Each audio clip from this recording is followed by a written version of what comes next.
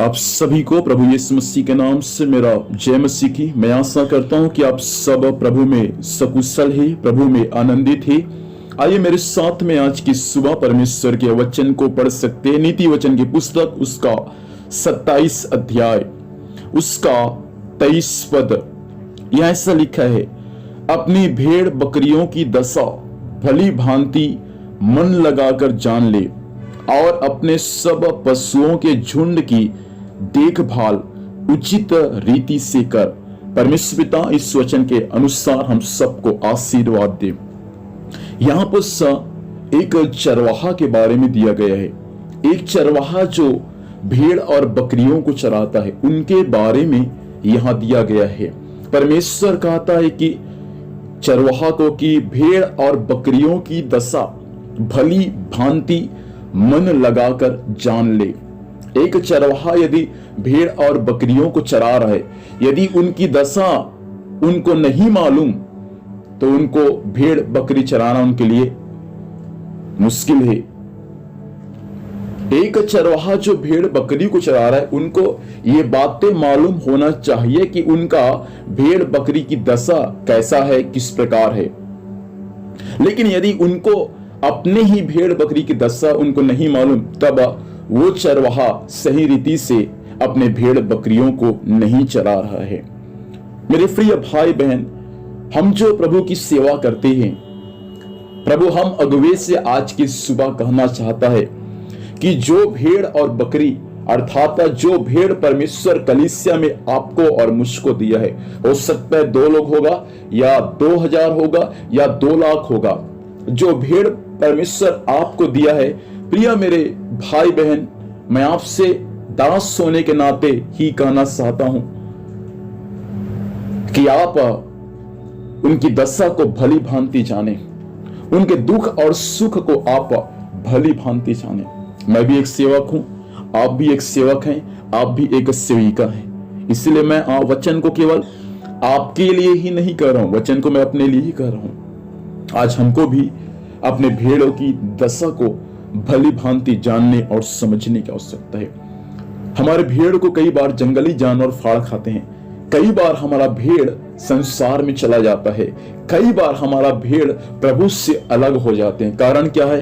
हम अगुवे लोग कई बार उनकी दशा को, उनकी स्थिति को भली भांति जान नहीं पाते। लेकिन प्रभु अब से हमको यही कहना चाहता है कि हम जो अगुवे लोग हैं, हमको आज से अपने भेड़ बकरियों की दशा को भली भांति जानना है। हमारा विश्वासी क्या खा रहा है, क्या पी रहे, उनका जीवन यापन कैसा चल रहा है, उनका आत्मिक जीवन कैसा चल रहा है, इन सब दशा को प्रियो हम सबको भली भांति आज जानने और समझने की आवश्यकता है। और जब हम अपने भेड़ों की दशा को भली भांति जान लेंगे, तब परमेश्वर हमको आगे कहता है, और अपने सब पशुओं के झुंडों की देखभाल उचित रीति से कर। पहली बात, हमको अपने भेड़ बकरियों की दशा को भली भांति जानना है। और भली भांति जानने के बाद दूसरा काम हमको ये करना है कि जो झुंड परमेश्वर हमको दिया है, उनका देखभाल हमको उचित रीति से करना है। हमको लापरवाह नहीं बनना है, हमको लापरवाह एक सेवक सेविका नहीं बनना है। हमको ऐसा सेवक बनना है प्रियो, हमको ऐसा सेविका बनना है कि परमेश्वर का जो झुंड है, हम उसको उचित रीति से देखभाल कर सके। दासों, मैं आपसे पूछना चाहता हूं, जो झुंड खुदा बाप ने आपको दिया है, कि आप उस झुंड को उचित रीति से देखभाल करते हैं या नहीं? मेरी बहन, आप सेवा कई सालों से करते हैं, लेकिन जो झुंड परमेश्वर आपको दिया है, क्या आप उस झुंड की देखभाल उचित रीति से करते हैं कि नहीं? आप उचित रीति से करेंगे, तब आपको सब कुछ परमेश्वर देगा जो आपको आवश्यकता है।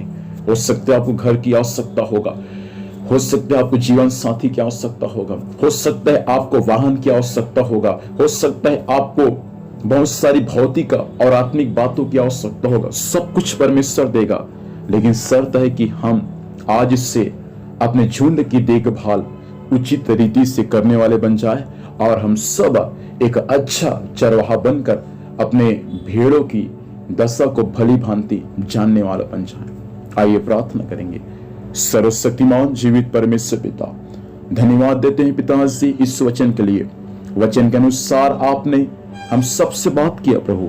हम सारे अगुवे लोग, आपके सेविका लोग प्रभु, जो झुंड आपने दिया है पिता, उनका उचित रीति से देखभाल करने वाला बन जाए और मन लगाकर परमेश्वर पिता अपने भेड़ों की दशा को भली भांति जानने और समझने वाला बन जाए। प्रभु सहायता कर, कोई लापरवाह न बने पिता। हर एक लोग विश्वास योग्यता के साथ आपके झुंड की देखभाल करने में सहायता करे। धन्यवाद प्रभु, आपने ऐसा ही कर दिया है। जो सुन रहे सेवक लोग, सेविका लोग, मैं यीशु के नाम से उन्हें आशीष देता हूँ पिता। यह वचन उनके जीवन के लिए, उनकी सेवकाई के लिए बड़ी आशीष का कारण होने पाए। धन्यवाद, आपने प्रार्थना सुना। यीशु के नाम से आशीष मांगते हैं, आमीन। खुदा हम सबको आशीष दे। आप सब सेवकों को, सेविका को मेरी ओर से जय मसीह की। प्रभु आप सबके साथ रहे, आप सबों के संग रहे। God bless you.